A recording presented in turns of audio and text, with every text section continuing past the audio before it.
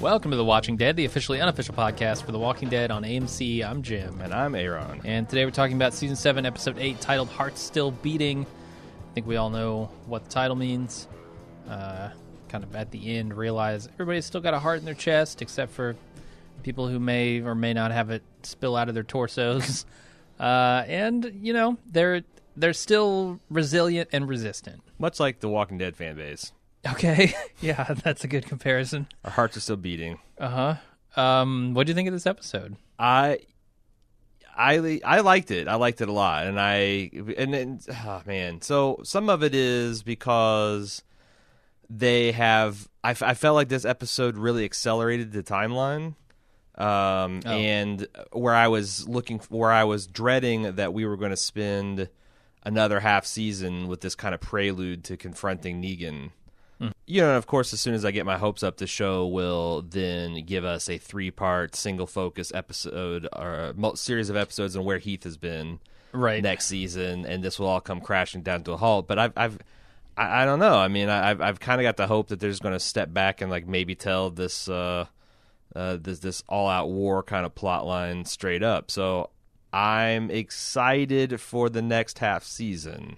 Okay, I mean that seems appropriate. I think this episode was serviceable to good, and it certainly did a lot of things that I wanted to see, like Spencer getting killed was obviously the highlight, probably for both of us. But yeah, I definitely, you know, I don't want to get roped into the same old mode of thinking that Walking Dead gets you in, which is, hey, they're really going to get great next season. Next season is always the season for Walking Dead, and I'm sick of being fooled by it. I'm not gonna be fooled.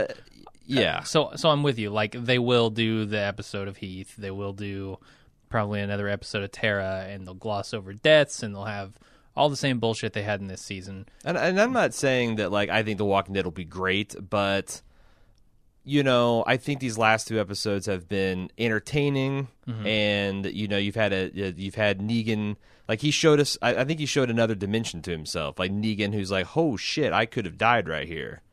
This was I've been so up my ass, and you know, I've been so invincible for so long, and you know, doing my bouncy Negan thing that like when Lucille got shot, he showed a whole different side of him that I thought was really kind of neat, and I liked seeing him his more playful side that actually worked than I was able to appreciate.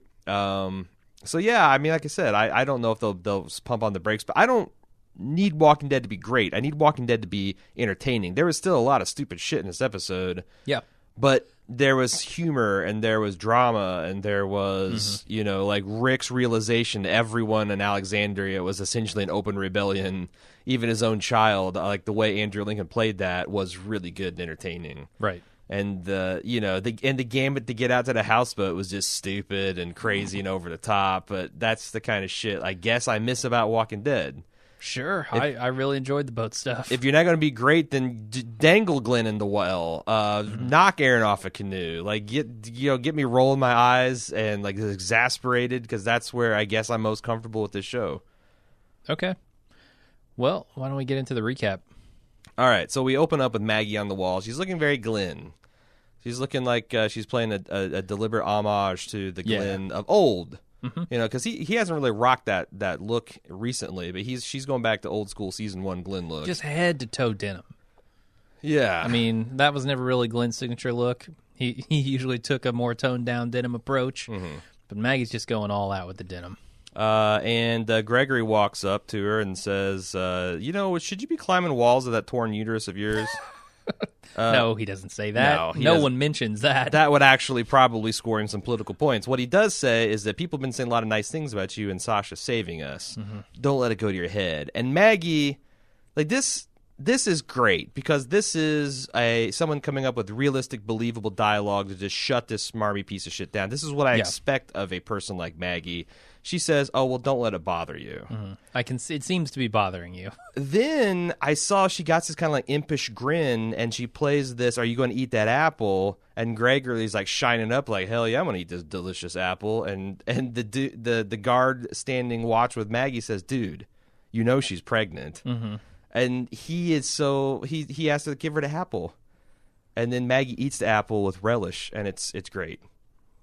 Yeah, not literally with relish. That'd be disgusting.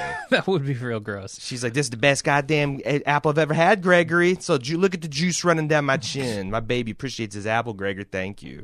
So at this point, is Gregory trying to avoid a full-on revolt against his leadership? Because I don't know why he hands over this apple. Like. Because he's weak. This is exactly what a weak. This is what a weak, strong. This is what a person who's weak that thinks a person strong does.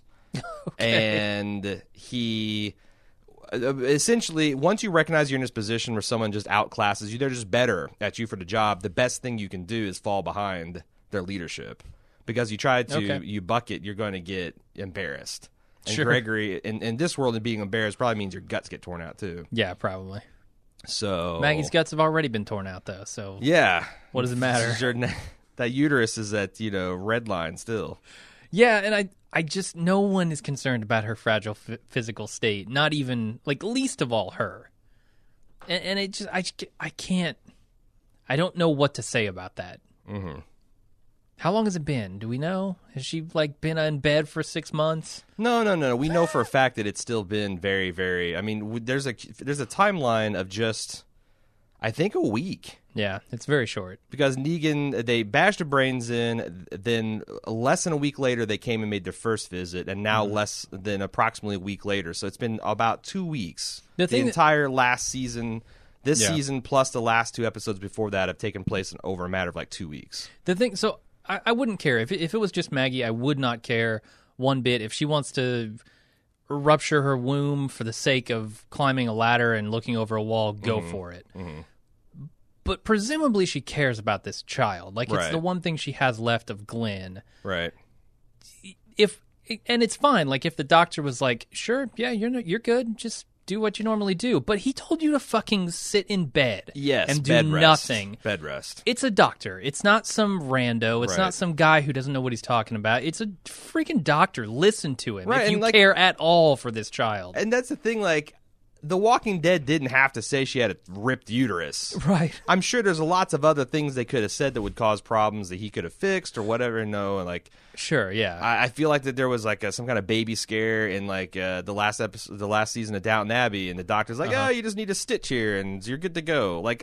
There's lots of things you could have done, but you said torn uterus, bed rest. I mean, yeah. So am I supposed to read this as Maggie would rather? I mean, that's the thing. I'm watching as an intelligent fan, and I'm coming to the conclusion that Maggie must want to look out for Rick's return more than she's caring about preserving the seed of Glenn that's growing within her.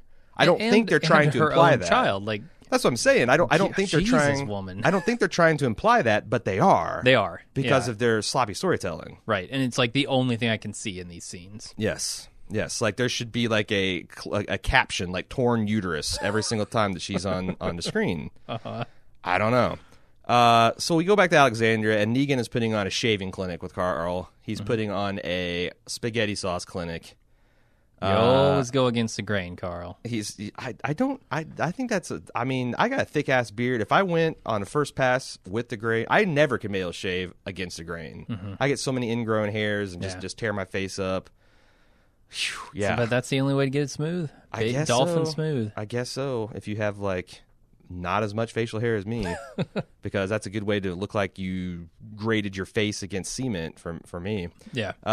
And then Olivia's outside and says that she is Rosita finds. I think Rosita finds her out there. Or wait, was it Rosita? No, it's Tara. Right. Tara finds her out there, kind of quietly crying to herself and mustering up the courage to go in there because she promised Rick that she looked after Judith, and Judith has been in the company of a madman for who knows how long, while she's been off crying in a corner somewhere. Yeah, I don't know what she's going to do if Negan decides to harm this child. I mean, I guess the thought was you might, I mean, you can take comfort in the fact that you would die before you let this child come to harm. Mm-hmm. And I mean, I think that's like a noble thing to do. Even if you're powerless to stop Even if you're powerless to stop the fact that, like, yeah, I mean, I think that's, I mean, I don't know that's wise in every situation, but I certainly think it's noble and brave. Yeah. But she then says to Tara that you should go because we're about to sit, which I thought was a weird phrasing. This whole time, like Negan is in full-on smarmy mode, and I'm loving it. I love the fact that he's clean-shaven. I love the fact he's rocking his white T-shirt. He's essentially Rick when he first came to Alexandria, and they're deliberately leaning into that illusion. In fact, he's got this bandage on his wrist that they've never really addressed, and I'm kind of wondering if they are not doing that just to really make him look like comic book Rick. Because comic book Rick got his arm chopped off, and I feel like he still has stump bandaged circa this era. I'm not sure about that, but I just wonder if that was supposed to be a little wink that, like, oh, he's clean-shaven, and now he's looking like Rick, and now he's adopting his mannerisms, and we'll just put a bandage on there to make it. Because otherwise, I don't know what's up with the bandage. I don't either. Meanwhile, throughout some of these scenes interspersed is Daryl in a cell contemplating the key in the note and coming to the conclusion he's going to try to escape again. Sure. Which, why not? As I was watching this episode, it's hard for me to get excited because I'm thinking, what the fuck? You're going to get out and doom everyone in Alexandria. Well, there were no consequences the first time. Why not try it over and over until you succeed, I suppose? Because maybe there won't be any consequences if you actually get out. And by the end of the episode, it seems like Rick is ready to maybe step it up a little bit. Like, I honestly don't know what's going to happen when Negan gets back to the Savior Complex and finds all this shit gone, and, like, he could just turn right around and then what? Right. You know, Rick's not even there. Rick's off in Hilltop. So there's no... And with all of the badasses, too. So if Negan comes calling for vengeance on Alexandria, they're pretty much fucked. Yeah. They don't even have a single bullet anymore. Let's see, what else? So Rick then comes and with Aaron, and they ponder this kind of like logic puzzle that the person on the boat has constructed for them. Boat to boat to boat. They've got... Jesus, how many boats does this guy have in the water? 1.5, it turns out, because he's got this bullet-ridden kind of like aluminum John boat that they say is not going to stay afloat for long, but maybe they can get close enough to the canoe to do a boat transfer. Right. Rick also offers to let Aaron hang back. Aaron declines and, in fact, destroys the guy's sign that warned them about what a proficient shot he was and made like 2 rough oars out of it. And stabby weapons. Like, I'm super impressed with Aaron this episode. Oh, yeah. Because, you know, he not only... So I like this scene a lot with him, and I also like the next scene a lot, where he kind of, you know, espouses both sides' opinions on this whole issue of whether or not they should be cowing to Negan. And he really, like, he has a very level-headed perspective on all of it. Yeah. And... like, stereotypically, a gay character would not be written anything like this. Like, Aaron is gung-ho about this mission. He's going to get the job done. And is kind of actually taking the lead on Rick here, right? Yeah, like, Rick is sort of following Aaron's lead at this point, which I liked. I think that's the best thing about the way Aaron is written as a character is that he's just written as a person. Right. Like, he's no more or less who happens to be gay, and I like that a lot. Yeah. So they are going to go at it, I guess.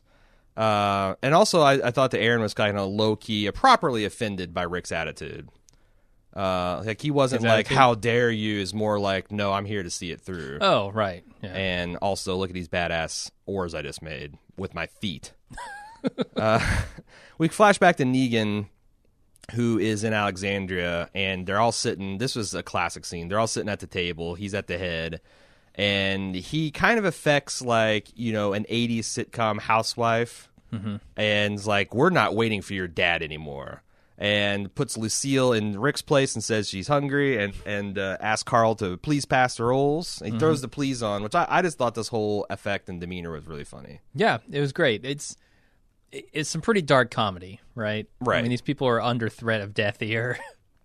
And he's just ordering them around as if this were a normal family meal for him. I love it. Yeah. Also at Alexandria, the Saviors are really blowing a lot of sunshine and even sex proposals up Spencer's ass. Oh, right. And sandwich proposals. Yeah, come on. Well, I mean, I guess that's a term. Is Spencer the meat, or is he a piece of the he's bread? Definitely the meat. He's getting used and abused. He's definitely the meat. So the little blonde spunky girl woman says, "You like watching haircut?" Because she notices Eugene with the mullet over there perving on him, and he honestly says, "Yeah," because you know, if you don't recall, a couple seasons ago they randomly showed that he did like watching Abraham and Rosita fuck. Yeah, and that everyone was kind of cool with the arrangement. Awesome, nice callback. Mm-hmm. Carol, right out in the outskirts of the kingdom, is in her little Carol hut, her Carol cabin, if you will. Mm-hmm. And she's reading a book by the fire and eating pomegranate seeds, and it looks like very Hallmark. But she notices a gift care basket has been left outside her door, and then Morgan is hightailing it, trying to get away without being seen, and she calls him back. He expresses concern that she's being taken care of and looked after, and she reveals that King Ezekiel's been dropping off all kinds of fruits and vegetables and supplies on the regular. Yeah, I guess the pomegranate, not really significant, right? It's more just, hey, here we have a shitload of fruit. I don't know. The fact that she's eating, like, I don't know. Like, I remember that the pomegranate was like some kind of Greek thing for some kind of romantic gesture, and it's right. I vaguely remember that. Right, and I think that there is something to her eating the seeds, like showing that she is receptive to it. I mean, I think that's like supposed to foreshadow her eventually. I mean, obviously she can't stay. She's Carol. She's not going to stay on the sidelines while all of her friends die. I don't think so. And everyone in the kingdom dies. Like, that's just not in her nature, and they have to have this. You know, they have to have the morgalizing, the end all morgalizing before they just get over this shit. That's my read of it. So they're kind of talking and catching up and being cute when Richard, the head knight of the kingdom, shows up, also bearing a gift package, and says they need to talk. Yeah, I feel like, well, I guess we can get into this later, but I feel like Carol obviously doesn't want exactly what she says she wants, or she would just leave. If she really wanted to be left alone, she could make that happen. Yeah, right. She's not being watched regularly. At 3 o'clock in the morning some night, she could pack up all the pomegranates she can hold. As she's done before. And just breeze out. That's what I'm saying. Like, So she clearly has some other motive for staying. And whether it's known to her or whether it's like a subconscious thing to her, I'm not really sure. It seems like she knows that she can be useful in a pinch. Maybe she really does want some companionship and she's not willing or ready to cut that off entirely, but she's resistant to it. Yeah. Outwardly. No, I agree that this is all subconscious stuff that she's working through. Mm-hmm. Back at the on Golden Pond, Rick and Aaron are making their way to the canoe at the midpoint of the lake when the walkers try to start boarding. They've been bobbing around like bobbers this whole time. Mm-hmm. And speaking of boarding, Aaron and Rick make effective use of their paddle boards in repelling these zombie invaders. Yeah. Until Aaron gets to the canoe and is surprised by a surprise walker and flips overboard. Aaron somehow miraculously survives this event and then make it to the houseboat safely. I don't know how he gets out of that water. I think he hid under a dumpster. An underwater dumpster. There was an underwater dumpster. That's the zombies. That's essentially lead. If the zombies are Superman, they can't see through it. It's where the Atlanteans keep their garbage. I mean, I guess if they're a zombie, like, he could just duck underwater and swim away, right? They're not going to be smart enough to they're like a 1-year-old baby, like, oh God, where'd it go? You know. And I don't think walkers can swim. No, not the way they're we walkers. I mean, you can bob, they can float, they can thrash around. They're probably buoyant because of their rotting gas, but I agree. They don't swim the way we would think of swimming. Yeah. Now, I can let it slide. It's still some straight up bullshit. Right. I mean, he gets pulled over backwards by one that presumably has a hold of him. Yes. And can bite him. That thing, that's the one that I'm like, if this walker had a hold of you, all he's got to do is take his hands, move them to his face, and boom, you're done. Which he's programmed to do. Yep. So I still think it's bullshit, but it's like low key. I can't really get that worked up about it. Bullshit. Yeah. Overall, not a big deal. Again, you'd have the exact same amount of drama if they just transferred from one boat to another, because that shit's hard. Sure, yeah. You know, there'd be like, and zombies can claw at him and all that. Like, you don't need for someone to go swimming for me to be like, oh shit, I'm scared for Aaron. You could add 1 foot in one boat, 1 foot in the other, doing and it the starts splits, going and then there's a walker underneath trying to get at his crotch. They keep teasing this ball I know. chomping, man. Maybe there's a mulleted walker down there chomping away. Speaking of walkers in the water, did you see? Is one of those walkers Robert Kirkman? It really looked like him. I didn't. So what's weird is I expected that to be the front page on r/The Walking Dead. And it wasn't, so I'm starting to doubt it. And I did not watch Talking Dead. Now, he was on it with Norman Reedus again. Right. If he was the Walker, I would think that that would be front page news, but I didn't see it, so... It really looks like him. I think it's like one of the first ones you see in the water. It really does look like Robert Kirkman. So it could be. It's just maybe, I mean, it's the rare instance where Reddit thinks that's so common knowledge that it gets downvoted. Right. But my God. Or if they talk about it on Talking Dead, no one would mention it maybe. Right, because it's like, again, common knowledge. But still, you'd think that'd be a karma farm because enough people don't watch the show that would probably get upvoted. Or at least it would be memed somehow. Yeah. So, I don't know. Daryl sneaks around the Savior complex looking for clothes. Did you see? I watched the subtitles on this, and when we were watching the live watch, we were making this gag because they dropped this jar and just a shit ton of like some kind of pickled thing slides in. We were like, what, did somebody just like clog up a toilet or something? What just happened? They're actually... someone broke a jar full of pickles or something, and they're having a debate about whether they should just scoop the pickles off the floor and put them in a clean jar. Yeah, you should. And they're saying, we're not going to eat this shit. And I couldn't decide whether this is the food that they give to the plebes that pay for tickets, or if this was like Negan food, and they're doing this to subtly stick it to Negan. Like, I appreciated the background communication. Either way, I scoop those pickles off the floor all day, every day. Oh yeah, you can rinse them off. They're it's fucking fine. Pickles. Yeah. What could go wrong with a cucumber soaked in what is it? Vinegar? Yeah. I just realized I don't know how to make brine. Some kind of brine. Like what could go wrong? It can be vinegar based, certainly. Nothing. Yeah. As far as I'm concerned. And I mean, it's the apocalypse. It's gross, but you need food. Pickles are pretty awesome anyway. Yeah. I'm going for it. So Daryl goes into a room to kind of look for clothes and take shelter for a minute, and he sees a chessboard. The whole time he's wolfing down peanut butter. There's another break, and then they cut back and they just show Daryl flipping over the chessboard. What does that mean? I have no idea. Because they zoom in on the chess piece, and it kind of looks it looks like it's supposed to be a rook, but it also kind of looks sort of like the hilltop. And at first I thought this was some kind of like master battle map that Negan had, and it's going to pan out, and Daryl's going to see like 10 of these settlements, and he's going to get the idea that that then maybe we could unite and something. But nothing. He just flips over the chessboard, and I have no fucking clue what the hell. Does anybody in the show play chess? Have we seen anybody play chess? I'm sure someone has alluded to it, but I mean, chess is ringing a bell, but I don't know why. I can't pull it. I don't know. I'm glad he didn't bust into Fat Joseph's room, though, because can you imagine Daryl tromping around in there in a 3XL shirt? Sure. That would have been pretty funny, actually. The other thing about, maybe there is some kind of Morse code thing to the chessboard. Right. The way the pieces fell and hit the floor. Pieces, yeah, definitely. Can we call that busted? I don't know. The Morse code theory? I think they would have mentioned it again. I mean, they showed the Morse code board again, but it was incidental. Yeah, that's what I'm saying. Like, if he was communicating to Rick through Morse code, well, he's now back with Rick. Like, I don't, and there was no kind of scheme that Rick like had cooked up. Like, Daryl kind of escaped under his own horsepower. Fair. Aided and abetted by Jesus. So I feel like it's busted. Yeah, I'm with you. Okay. Anyway, Aaron and Rick loot the house successfully. They find a sign that is an outline of someone flipping them off, and it says, "Even though you've won, you've lost." Which, like, I wonder what that means.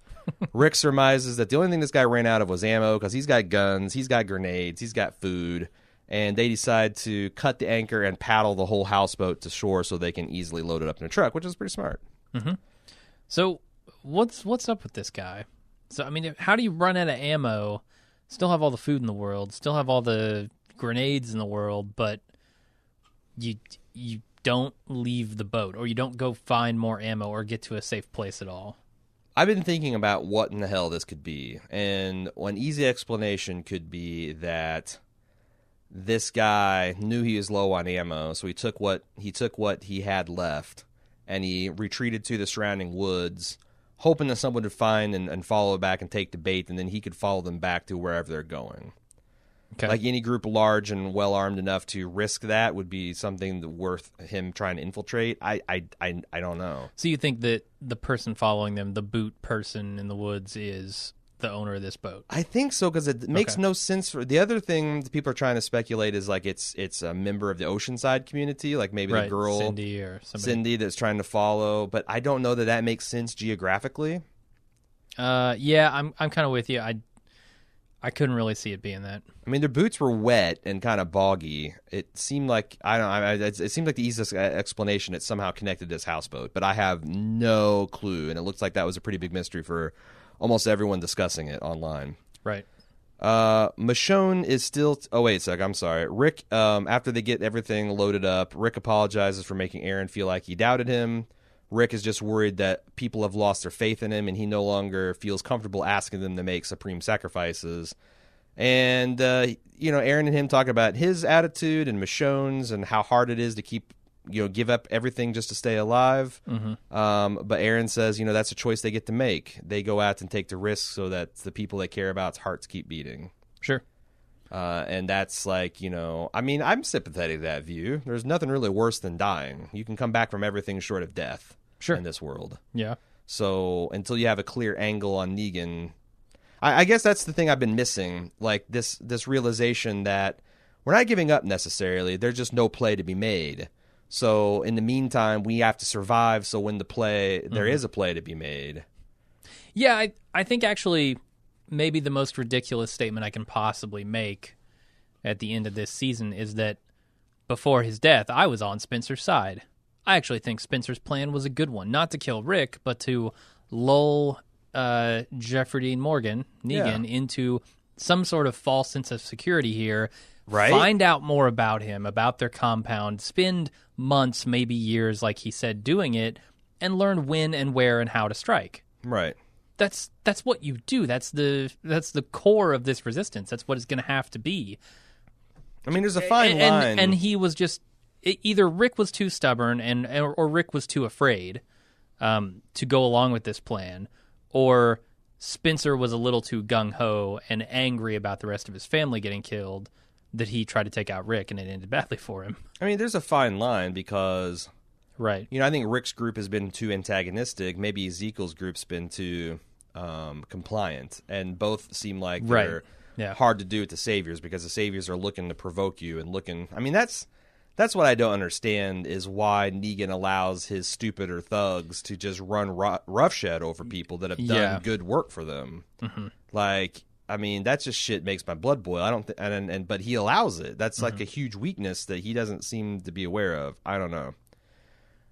Then the wet muddy boot shows up. We talked about that already.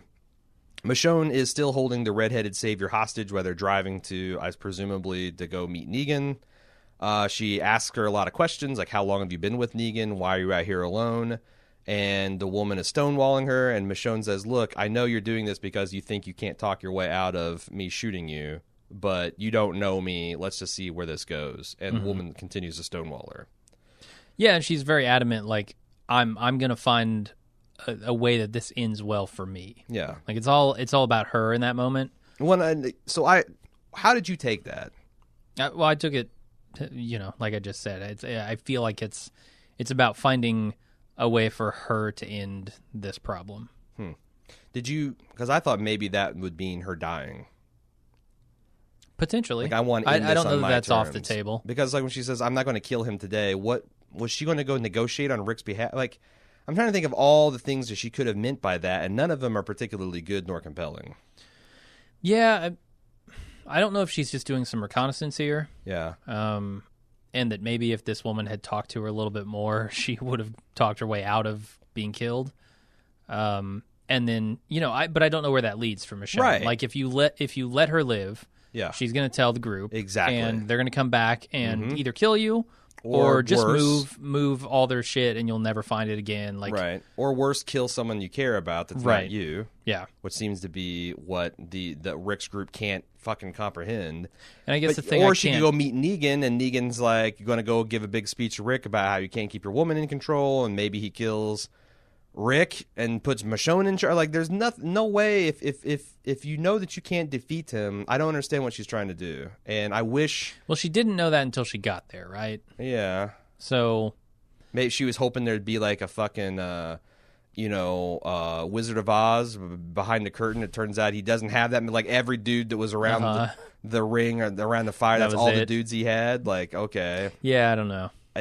I think this entire plot line, like I like the fact that they showed Michonne turning a corner here. Yeah. But my problem was I didn't understand the redheaded woman's motivation. I didn't understand what Michonne is trying to do. I think she wanted to die. I do too. Okay. But I also don't understand what the redheaded woman actually showed her. Like literally, I don't understand what the hell was going on. Right. We can get was there. It a roadblock? Sure, we'll talk about it. Yeah. So Maggie is eating a cucumber like a fucking savage. Like an animal. She's just. This. Come on, you are not an ape. Yeah. Eat this like a human. Just slice it up. You have knives. Yeah. Don't just fucking eat it like it's a. I don't even know. You're a Norwegian. We have some email later on. Famed for their savage eating of cucumbers. Yeah, well, if you've read the email, you would know.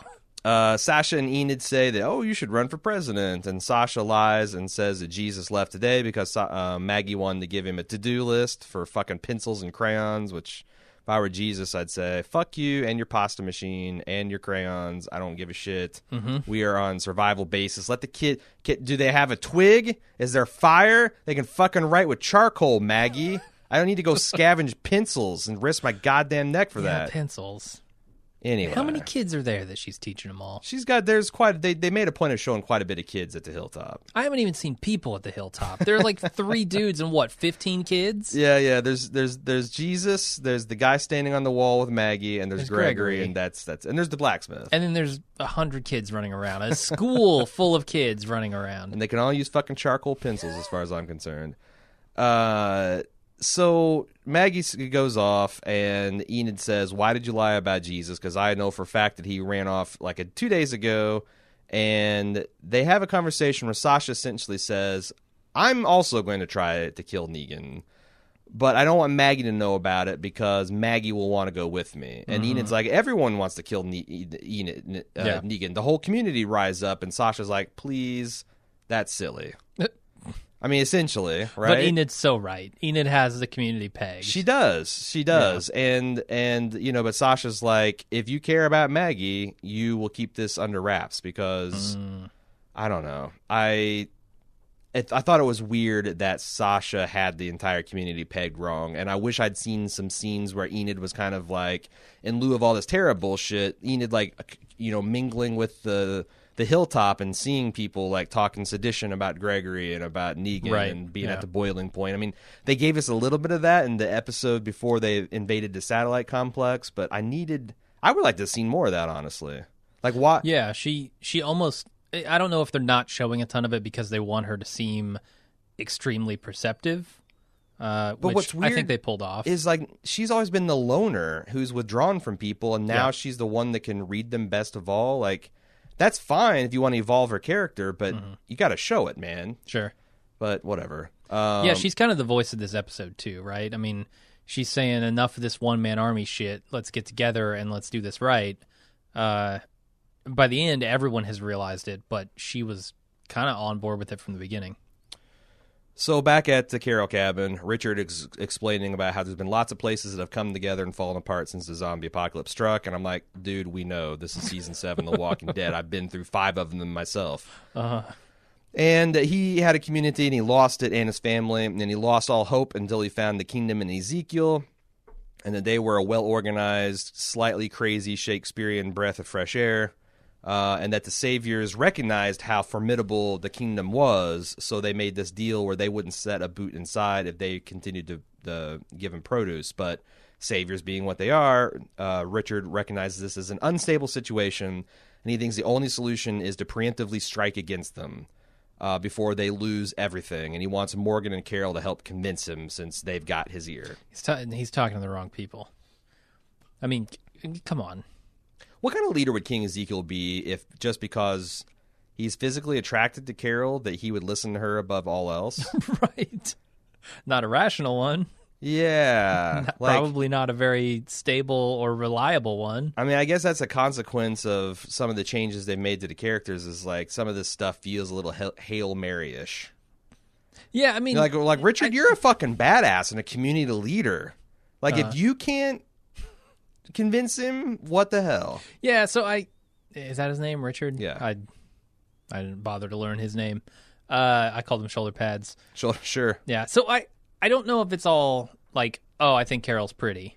I mean, obviously they've had a heart-to-heart. He understands who Carol is. Right. A lot of that kind of stuff. So, every leader does have people they trust and respect and listen to. And I think Carol could be one of those people, but it was just kind of all of a sudden. That's right? what I'm saying. It was a single, even though we decried at the time the single focus, it was but one episode that we took Carol from her, fake housewife routine to Ezekiel busting her on that, to Ezekiel, forming a relationship with her, and then kind of like putting his pomegranate into the romantic interest ring. It would feel better if that was spaced out through the course of, 8 episodes. Yeah. Then it would make sense that, they formed a bond. Because it's literally been 6 weeks since I saw that episode, and here it's like, like Ezekiel trusts you guys more. Like, Morgan I bought a little bit more because Ezekiel made a point of saying, like, I see something in you. I've been out into shit with you and how you handle yourself and we definitely, you are a person that we could, build parts of this community around. Right, yeah. Carol just like, I know you're a faker. Mm-hmm. And I used to be a faker too, and you're hot, and here's a pomegranate. Maybe that, I don't know. Maybe I'm just complaining over nothing. Maybe it's just the 6 weeks that's gone by, but yeah. It does feel like it's not as earned of a moment anyway. Rosita and Father Gabriel have a chat about her single bullet, which I thought this scene was pretty good. And she lays out the logic of her being a sacrificial lamb. Like, she should have been the one that got her brains beat out. It's only fair that she goes and puts Negan out of his misery now because everyone else has some kind of unique purpose or niche that they fulfill or have someone depending on them but her. Sure. And it's never more on display than it is in the final scene. Right. Actually, she gives a nod to Sasha, but apart from that, like, nobody's looking to Rosita. Nobody's rushing up to hug Rosita. Right. I do really like Gabriel's way of talking to Rosita here, right? Yeah. Like, look, sure, I agree. That fucker's got to die. Mm-hmm. Like, I'm a man of the cloth, and I'm telling you that. I'm not a very good man of the cloth. I've killed many people in my own congregation. But, right. Out of selfishness and cowardice. Right. But this guy's got to die, and that doesn't necessarily mean you have to. Right. And not like saying that to her, but getting her to understand his point by asking questions. I like that a lot. Mm-hmm. Sure, he has to die. Why do you need to die? Sure. And also just like, yes, we need to win and we will win, but we have to wait for a moment or we have to create it together. Sure. And you're part of that together. We need you. Yeah. And I honestly think that she had abandoned her decision to kill Negan, and it wasn't until the graphic moment of Spencer, who I think she kind of realized she has genuine feelings for deep down inside. The shock of losing yet another boyfriend to this asshole that made her just impulsively shoot him.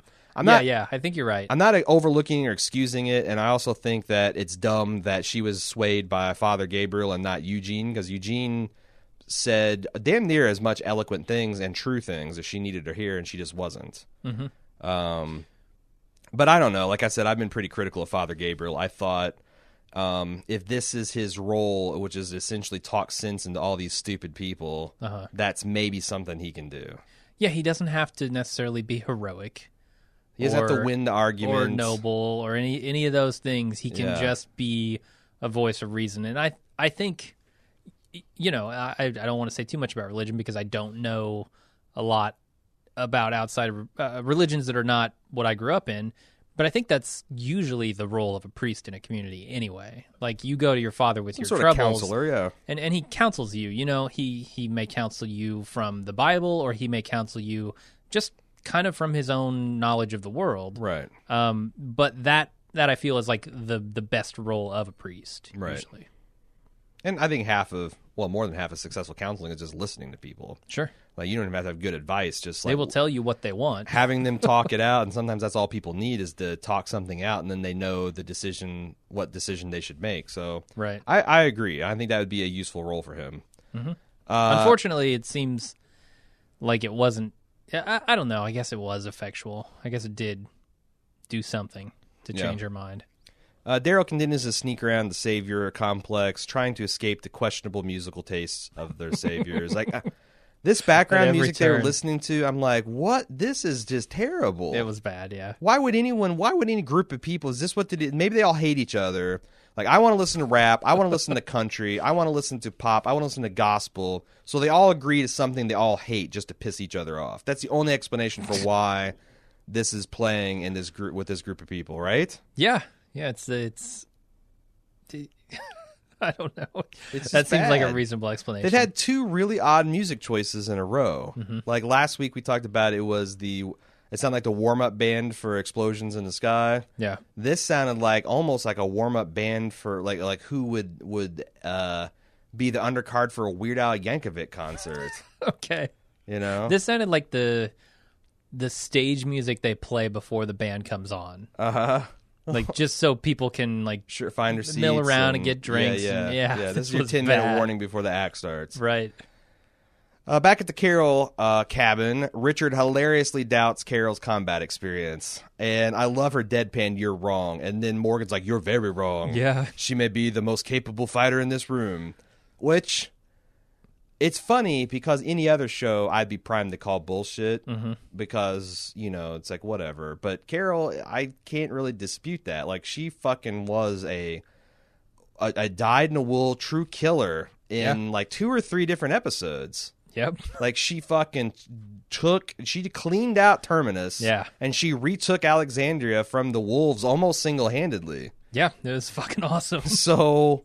you underestimate the silver fox at your fucking peril. Mm-hmm. But she says, "Look, I don't want any part of this. This is why I'm here. I don't want any of you coming here. I don't want to have anything to do with your lives, your deaths. I think I am tired of feeling responsible for the things that happen around me and being a leader. And it's essentially Atlas is shrugging in this little cabin." And Morgan kind of backs her up with some of his morgalizing, and Richard's like, it's not enough to just choose that you have to kill. It's gonna get so bad that you're not gonna be forced to kill. You're gonna have to choose to kill. And why not make that choice before someone that you love dies? Which I thought was pretty powerful. And he says, if you don't, the blood will be on your hands. But then he looks him over and says, maybe you're used to that. Which that's kind of these people's problems, right? They both feel culpable for deaths that are haunting them. Sure.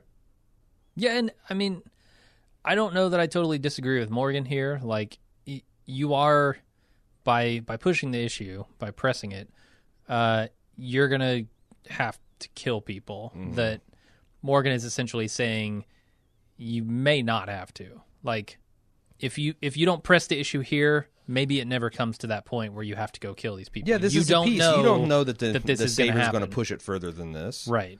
I think he's foolish. I do too, yeah. I mean, it's a viewpoint. It's something you can debate, whereas last season it was just a pure philosophical response that seemed stupid in the context of the zombie apocalypse. So I guess that's progress. But I have a theory that they're setting these two up to be these foils, and only one of them is going to survive whatever chaos comes next. Okay. Because it just seems like whichever dies first is going to pull the other one off of their paralysis. Yeah, they have linked them in such a way that Morgan's already killed to save Carol. Yeah, like I don't see both of them surviving, but one of them is going to have to die so the other one can be galvanized into action. Yeah. So I'm not sure who it's going to be, but that's my theory. Carol tells them to both get out. She doesn't want to see either one of them again, and they do. And we then go back to Alexandria, and Spencer cleans up his house, then his face, which I thought was a weird camera trick that they kind of slowly pan, and the room goes from being trashed because Rick tossed it for contraband to it being clean, and to the extent that I thought we were actually flashing back before the zombie apocalypse. I thought we were going to see a why is Spencer the way he is kind of scene. Right. So, but I actually knew we were flashing forward because the house was empty. I think we just flashed horizontally. We flashed forward a little bit. We flashed 45 minutes into the future. Yeah, but I knew we were flashing forward because the house was totally empty except for Spencer, and his mom would never leave him home alone. Yeah, but they pan past with suitcases, and I thought that's maybe we're just going to his mom's packing off to go to I don't know what the hell, but I thought it was weird. Yeah. I thought it worked. Then he practices saying hi in the mirror, which, Jesus, man. This is why you shouldn't be talking to Negan. Richard then, after his disappointment at the Carroll cabin, retreats to a little no camping area, which, hilariously, they act like it's the fucking entrance to the Batcave. Okay. Yeah. This is just a clearing in the woods, man. This wasn't the only point of entrance, but whatever. Inside this little small camper, there's some stored gas and what looks like water, and he has, he just has himself a little cry. Yeah, I guess this is his nest. Is that what's happening? I don't know whether it's we're supposed to understand it's his family's old RV or it's just his Fortress of Richard-tude. I don't. Yeah, seems like it. I don't know, and I don't even know why this scene was important for us to see. Yeah, I don't know. Because I don't care about this guy. You haven't done anything to make him a character yet. Maybe that's the road they're starting on. I mean, certainly seems like he's the one. There's somebody at every location except for maybe Alexander, where everyone is on this board. But it seems like he's the one. And no one in the kingdom knows except for Ezekiel and his inner knights what's going on here. Right. But also, we already knew that Richard was kind of over these guys. Everything about his character in the first episode we saw him was very much anti-savior.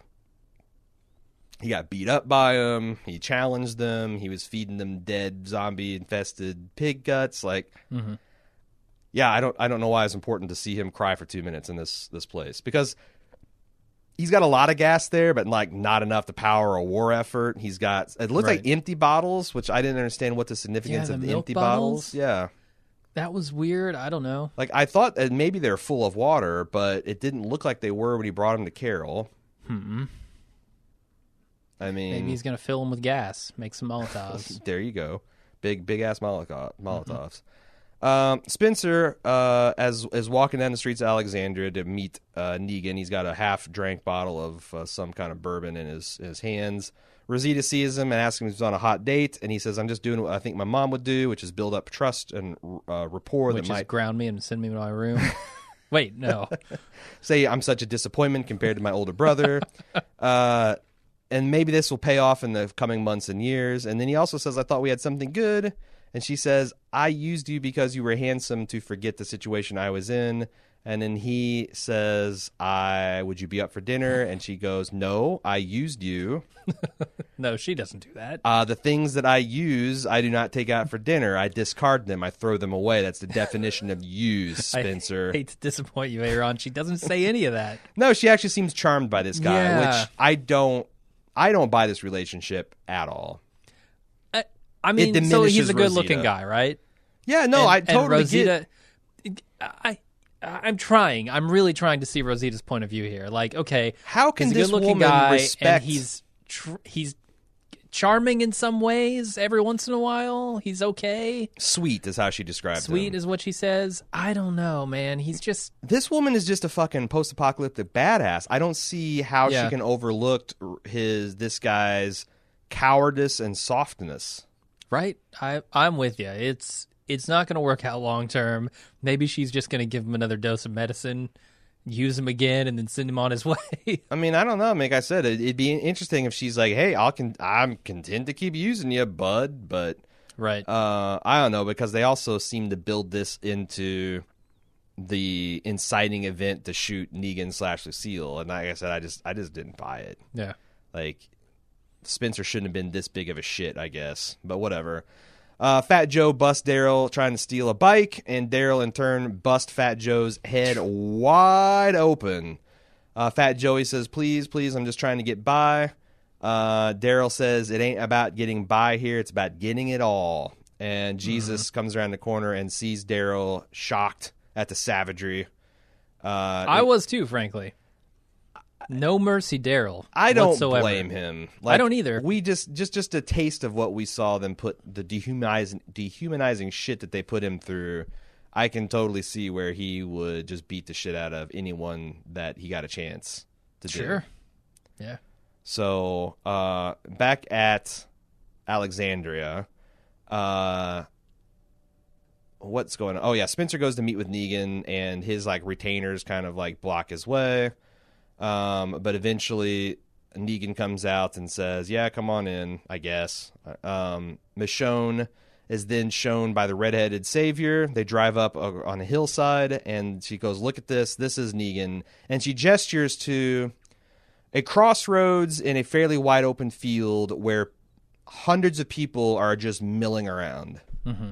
And I had, if this is a traffic block or some kind of checkpoint, it's the most inefficient checkpoint of all. Mm-hmm. Like, those people have got to shit. Those people have got to eat. Like, there's got to be supply. Like, I wish I knew what the hell they were doing. I don't know. Yeah, it's a real puzzler. It can't just be a show of force, because who are they showing it to? Right. And how are they not seeing, if Michonne can see them, and they're in the middle of the road that they're guarding, how did they not see them? Right. Like this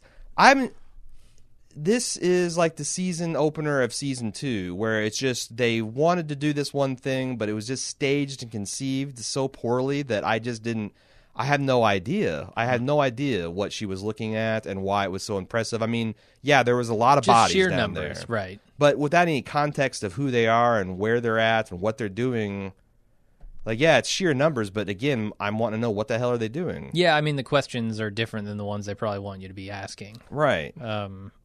Like, does this woman want to die? That almost gets lost in the scene here. Right. I think she's committing suicide by Michonne, but I'm not sure, because I'm asking those same questions you are. Well, I should be paying attention to what she's saying. I know, and she says, "This is Negan. We're all Negan. Whatever you're trying to do, it's not going to work, but you still have choices. You can burn this car, roll it into a lake, and lose it, and then kill me with the silencer in the back, essentially." Mm-hmm. Which Michonne does, which I guess I've come to appreciate, that this woman, I guess, was tired of Negan's shit and just wanted to die. Yeah. Why did she then fight Michonne? Like, right, fight her on the way over there. Yeah, I mean, I can kind of get into what I'm picking up what they're laying down, but so much of this stuff just doesn't match up and doesn't add up, and the situation just doesn't feel like it's grounded in any kind of reality. It didn't work at all for me. Yeah, and I honestly didn't understand Michonne's motivations quite enough. That's what I'm saying. Yeah, none of this. Like, I appreciate that Michonne has come around. But I don't know. But from where? Yeah, I don't know what facts and what information that she's going on, other than there's a lot of dudes here. Right. Which, okay, I get it. Well, I mean, I guess, she takes that as there are too many to take on by myself. Right. Even if I were to sneak in, even if I were to kill Negan. There are so many saviors that they can essentially throw a Woodstock in the middle of this crossroads and, not disrupt their operations. So, yeah. This large outdoor festival concert, this fucking Renaissance fair they're putting on is impressive. I better go back and tell Rick that we're doomed. I don't get it. And also, it seemed like there was not a lot of people getting it online too. So if you feel like you know what they're doing, please send us an email at watchingdead@baldmove.com. Yeah, because we are going to be doing a recap. Yeah, for the season. We're gonna do a hurry up recap. We're gonna do like a look ahead and a wrap up, whatever. A little season wrap up, and we're gonna get it out this Friday. Yeah. So it's a very shortened recap week, but we're wanting to shut down for Christmas next week. So that's what you got to look forward to. Then we have Rick arriving at the gate, and he's pissed to find out that Negan's there. And there's just a bunch of savior assholes hassling about looking at his supply before they pass. Negan and Spencer are sitting on the porch and drinking. Negan wants to play pool, but he wants to play it outside. Spencer informs him there's a pool out in the garage, and apparently they drag it out. Not super important. Also, I found online that he refers to this one woman as a rat. Mm-hmm. She is supposed to be a savior that's actually called Tara in the comics. Yep. But since in the television show they already have a Tara, they thought it was clever to just reverse the name and call her a rat. Mm-hmm. That's sure. Why not? That's something you can do. Yeah, sure. You can definitely do that if you're writing a show. But like, I just thought that I was like, I don't know. I thought a rat was kind of a cool name until I found that out. Yeah. So the Saviors find, as they're going through Rick and Aaron's find, they see the middle finger note, and they think that Aaron left it there, and they jump a shit about it, and Aaron suddenly finds himself tongue-tied and cannot string together the 3 or 4 sentences that would probably avoid all this. But on the other hand, I think they just wanted to kick one of these guys' asses just because they're assholes and they're bullies. And they savagely beat Aaron right in front of Rick. Mm-hmm. And when they're finished, he helps Aaron to his feet, and he ironically quips, "My heart's still beating, right?" And I think this is what turned the corner on Rick. Like, he's seeing that there is no play in which, you know, we can coexist with these people. They're going to grind us into dust.